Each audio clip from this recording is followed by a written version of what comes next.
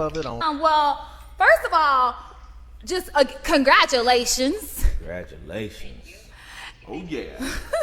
And we'll let Where you. the party at? Yes, they got all of it. So we'll let you introduce yourself and your role on the team and your position.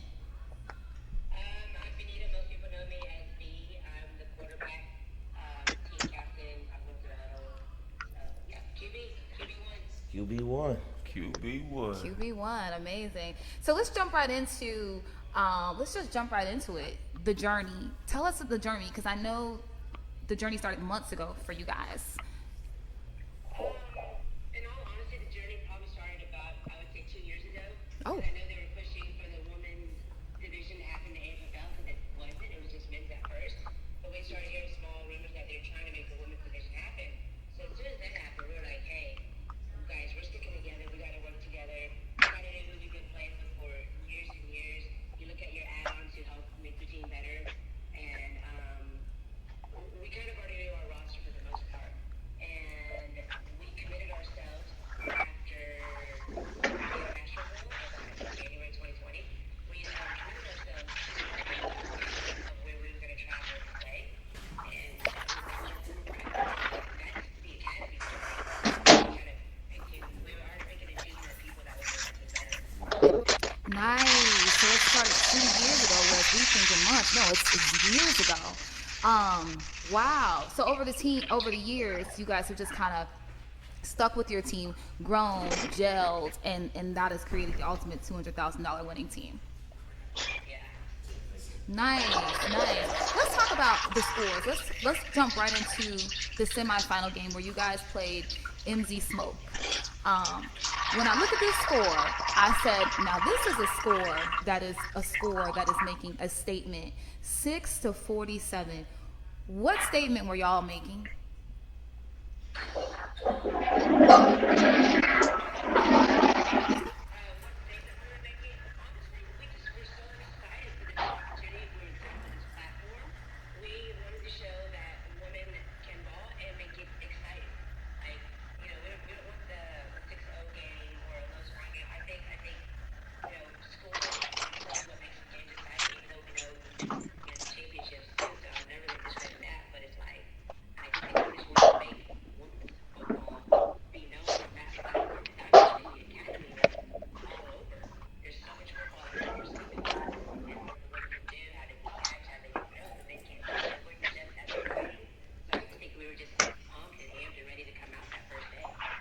Nice. Well, it looked good, and if anybody was scared, they definitely got super scared seeing that score. It was good. Now let's roll into the second day. You know, when you guys got to the finals, you get to the championship game. A lot of people thought it would be, they probably thought, you know what, we might see lights out in there somewhere. You guys play She Blitz, which is a combination of She Unit and San Diego Blitz. The score 0-26. That's a big lead, a big gap. Walk us through that game, and at what point walk us through that game. Well, our semifinal game was at 8 a.m. in the morning, and we really didn't step on the field again until I want to say close to 3. And it was supposed to be a 12 o'clock game. So with the rain delay, kind of getting cold, I kind of felt like the team and personally myself just kind of stuff like that. It was a brand new day, and we had to re-warm up. We had to re-get our mindset. And also knowing like we're on a CBS Sports Network stage, it's just different. Even though you know who you are, you know what your team can do, you know you can ball. It just kind of puts you on on your heels a little bit. So I know I came out a little nervous, not doubting my ability. Heels a little bit. So I know I came out a little nervous, not doubting my, abilities, but it was just like, wow, it's finally happening and it's here and it's live and you got this sky cam flying all across your face. You're on the sideline with camera just looking at you. And, myself, I'm a pretty just chill, humble player. I just want to throw the ball and represent my team. So it's like these little spotlight things just kind of, you can't unsee them. They're right there in your face. So, I mean, it's awesome. The platform's amazing, but I think going into that ship game, I was definitely a little nervous. All my games I feel nervous. I think any given Sunday, anybody can come out and She Blitz, real talk. offensively, we scored 6-0, maybe 7, the extra point. The defense got the pick six and gave us that leverage of like, okay, we can breathe. But offensively, I mean, I don't think I put together the best game plan, not game plan, the best execution to punch it in. Like had, Joe caught that touchdown on the first drive, that would have just broke the ice and just eased us a little bit. But she did it, and stuff happens, and it's okay. But that's what makes our team great. It's like where offense might, be a little nervous, be out of sync a little bit, the defense picks it up. And if the defense is out of sync a little bit, the offense picks it up. And it's just extra scary when we're both in sync. It is. I saw you and Joe doing some trainings together. Do you guys always do that? I saw like some videos. So you two, it just looked like one-on-one, you and her. Joe and I just kind of have our own natural training we've done together for over 10 years. We've played together, but we were focusing with intentional effort to meet up and throw together to get timing down, to see what routes she's been working on, how I'm throwing for her to get the feel of the ball. She's a teacher, so she coaches a lot. She's actually coaching, or probably leaving coaching now. I work 11, 12-hour days, and so our schedule is very off. Joe is I'll wake up at 5 in the morning and work out, and I'll never wake up at 5 a.m. in the morning. I did that at SMU. Those days are done. I vowed to never work out in the morning like that again. But, she has her own drive. I have my own drive. I play in leagues 24/7 as my practice. She works out on the field and conditions as her style. So we all train. It's just a little bit different. It looks different. No, that's just awesome, man. Congratulations, you guys. How many tournaments did you all have prior to the AFFL? That committed lineup that I was telling you about, that we all sat down and created our group chat and talked about, I'd say we at least did 1 or 2 a month, and it was going from Tennessee. It was going to Lynn Lewis in Florida. We had So Icy in Dallas. We had the barbecue chicken tournament in Dallas. So it's just like it was constant. It was, some people could make that tournament, some people couldn't. So we just had to give our girls as many opportunities as they could to get into a flow, get a feel for each other. What can we offer? Where are we excelling? Where do we need to work and make some adjustments and stuff? Did y'all win any of those other tournaments? I didn't get that.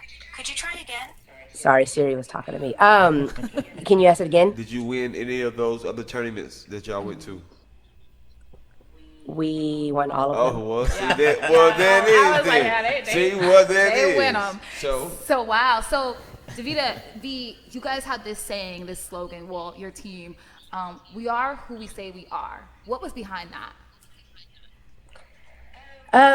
There's a big target on our back. There's a lot of, people who have high expectations of us. My team, a lot of the girls are very confident in the team's ability and in their individual abilities. And I can't knock them for that. They really feel we are who we say we are. And I use the word they because I'm kind of cut from a different cloth. I would never use that slogan for my own personal self. I'm very like, hey, y'all, any given Sunday, stay humble, stay hungry.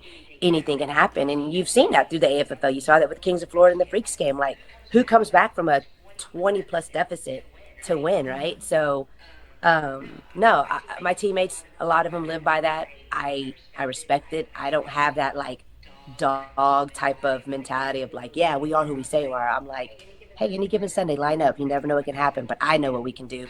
I don't think anyone can beat us if we're on our game.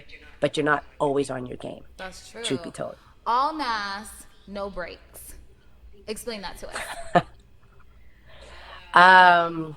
All NAS, no breaks is just my Fast and Furious Asian version of expanding on all gas, no breaks. And that's just, we wanted to score. We wanted to put the points out there. We wanted to make the game exciting. We had different reasons to be motivated for, that game and all of our games. And so, yeah, all NAS, no breaks. Nice. And I can't forget this, too. We need to see your shoe cam because we always do that on Heels to Cleat. What kind of shoes you got on?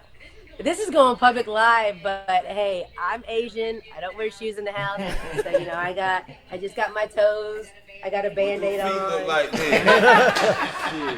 Let me see them feet I got then. 2 toenails coming off. Any athlete knows what's going on when that happens. So it is what it is. I'll get a pedicure for my birthday, whatever. But no shoes in the house. Awesome. And Davita, you know what? You guys are really strong. When you guys, with the controversy that was going on, and you guys lost a major player, a big player. All your players are major, but when you guys lost a major player of your team over the controversy, her remarks about saying things about gay people, what were y'all first thoughts? And were you guys playing any of these games with her in mind to fight back? How did that go for y'all's team? So I was going to stay in-house, and we're always going to support our teammates. We're family. That's really the most I'm going to say about it. Whether somebody does something wrong or right, we're always going to be there for our family. We're going to talk to each other. We're going to educate each other. We're going to understand each other and support each other. And of course, we're always going to play for our sisters. We're always going to play for our coach. I mean, we're family. That's motivation.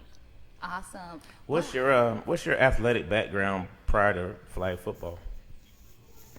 I started out in soccer in 3rd grade, and then I joined basketball in 4th grade. From there, it just went to softball, varsity volleyball, varsity track, varsity soccer, and basketball. I didn't want to be great at everything. I wanted to be the best elite at something. So about my sophomore year in high school, I dropped all my sports. I kept soccer and basketball. I hate long distance running, but I knew soccer was good for my conditioning. But I wanted basketball.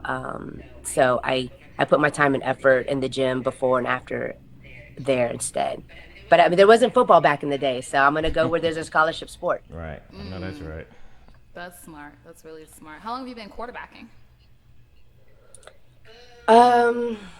I've started flag, and I'd probably say 06. I'd probably say I'd quarterback starting in 07, 08, probably 07 when Chris, my coach, and Shantae, my SMU teammate, just threw me in there and said, "Hey, you're quarterbacking." And I was like, we were at a tournament looking for somebody. We're like, who's quarterbacking this week? And we were just constantly looking for a quarterback because we had no consistency. And they were like, we're looking at her. And I was like, no, not. I was like, I am not quarterbacking. But they're like, no, you can do it. We'll help you. You got a good arm. And my brother's quarterback. So as a point guard, I kind of can see the field, leadership, captain vision. Yeah, but they threw me into it. I was not trying to be a quarterback, trust me. Nice. Cool. What kind of feedback do you have? We saw a lot in the women's world where women that you guys see a lot, lights out, you guys see each other a lot. What were your thoughts on, because a lot of people had different thoughts, but what just kind of your thoughts in general. What were your thoughts on the play call that you see a lot of videos being posted on for the FFL tournament? What were your thoughts on that? I think that situation sucks. You never want a game to go down to one play. Unfortunately, we're human, and even with technology, you can get a play totally right and you can get a play totally wrong. I just never want myself, my team to be put in a situation where a play is going to curve that game. And so we all know that. They know that. But they had their 60 minutes to play, and you just got to punch and make their stops. And so it just stinks to end on that situation. I'm not going to knock how they feel. I'm not going to knock how the referees feel, the replay booth. It happens, and good calls are wrong and wrong calls are right. I mean, Des Bryant, he made his catch, could have took his team to the Super Bowl. It was wrong. USA was in the same situation in Arlington about a year and a half ago, where we were so excited to play on the largest platform at that time, which was on ESPN.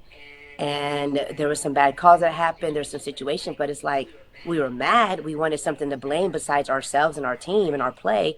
But at the end of the day, it's a whole game you got to put together. And so it's unfortunate. The controversy stinks. But we'll see them again. They're a great team.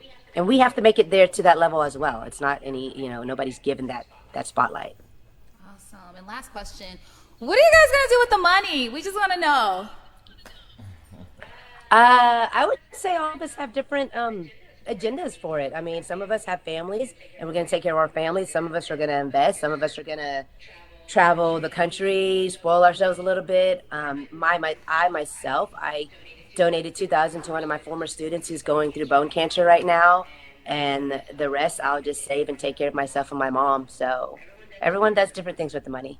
Nice. That's what's up. Thank you so much, Davita. Wow. Any shout outs before we let you go? Any shout outs? No, I just want to thank the AFFL for this platform. I want to thank my teammates for being bad butt, I can't cuss, even though that's not really a cuss word, but for being awesome, having my back and always picking me up.